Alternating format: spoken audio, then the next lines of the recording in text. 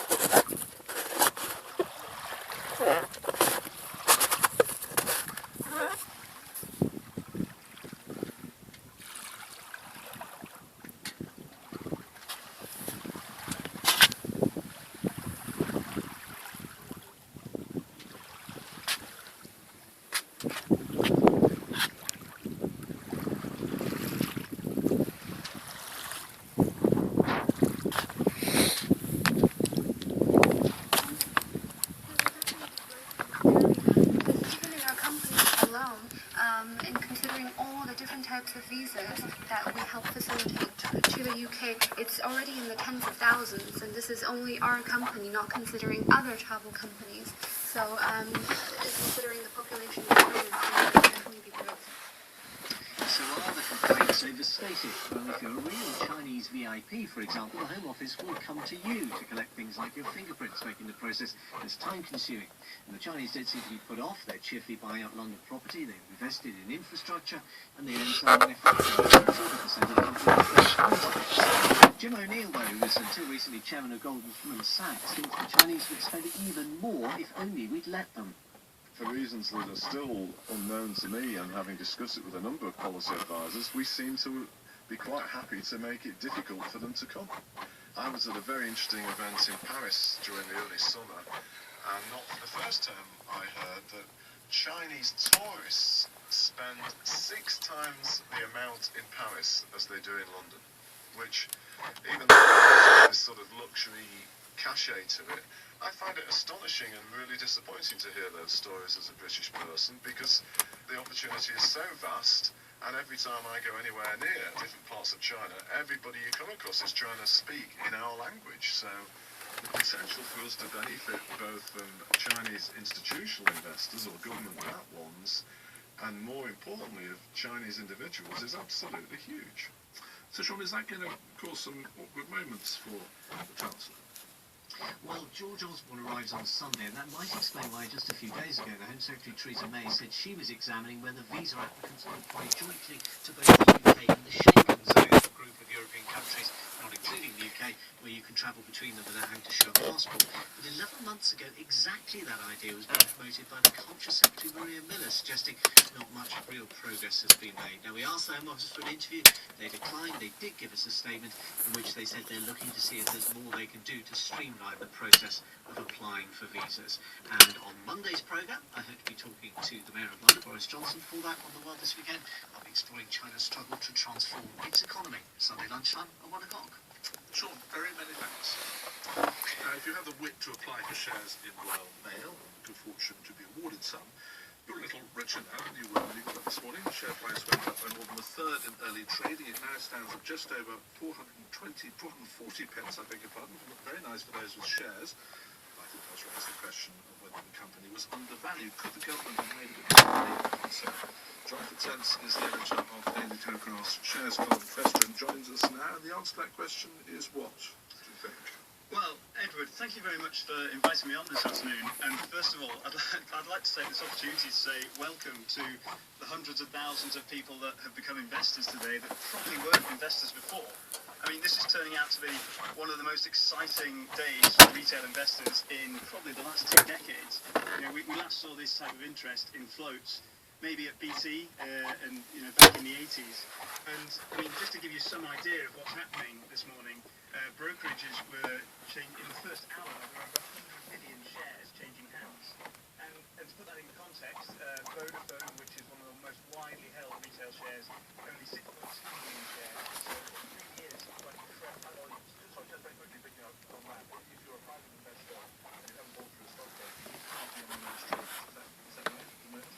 Okay, so this morning what was allowed was traditional trading.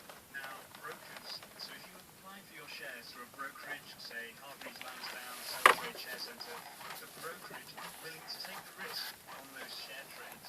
So you can actually buy and sell this morning, today, whereas if you bought through the Royal Mail website, you would not be allowed to sell until Tuesday, the 15th of October at 8 o'clock in the morning. Okay, well, let's go back to the question I put at the beginning. But as you say, great news for those who've done it, as it were. But could the government have made a bit more money out of this? Was it underpriced? Well, Edward, how long do you have to wait? Crisp answer would be appreciated.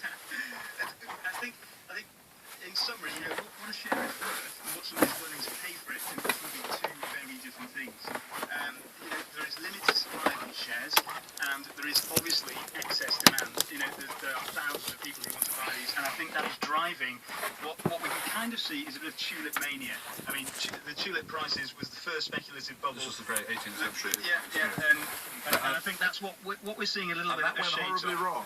It did. Now, I've run the numbers, and in the last full year, they made earnings of around 367 million. And a way you often value these companies is on a multiple of those earnings. Now, it should be, or peers in the market are on about 6 to 7 times those earnings, which gets you to a valuation of around 3 to 3.5 billion, which gives you a share price of around 330 pence to 350 pence. So I think on the numbers, the actual issue price of 330 pence was reasonable, and what we're seeing now is possibly a little bit of froth in the market. And finally, briefly, do you think this is going to encourage people to get into the market in future on other issues? Well, I mean, I'm biased. I would obviously say yes, and I really hope so, because there are a lot of companies out there that have better finances than a lot of governments. They offer great dividend yields, so Centrica, the British Gas, yielding 4.5%, National Grid, 5, 6%. Well, we can't ask you, you're not allowed to promote all your favourite shares. Jonathan says we'll leave it there. Thank you very much. Absolute pleasure. And, much indeed. Good day. All right, Thanks. Bye-bye. Monaco extends over just 2.2 square kilometres. It's the smallest country in the world, which means the only way it can expand is to grow upwards or outwards into the sea. It's chosen to do both, and as Emma Jane Kirby reports, many of its residents fear the Principality's heritage is being destroyed in the process. Okay, is jam walking around here, there doesn't seem to be an inch of land that hasn't been built on. It's absolutely choked. Beautiful 19th century buildings, and then right behind them, enormous tower blocks. Every year, more and more people want to come here to take advantage of the tax laws and make this country their home. But where do you in a country which is just a little sliver on the side, barely 2 kilometres long?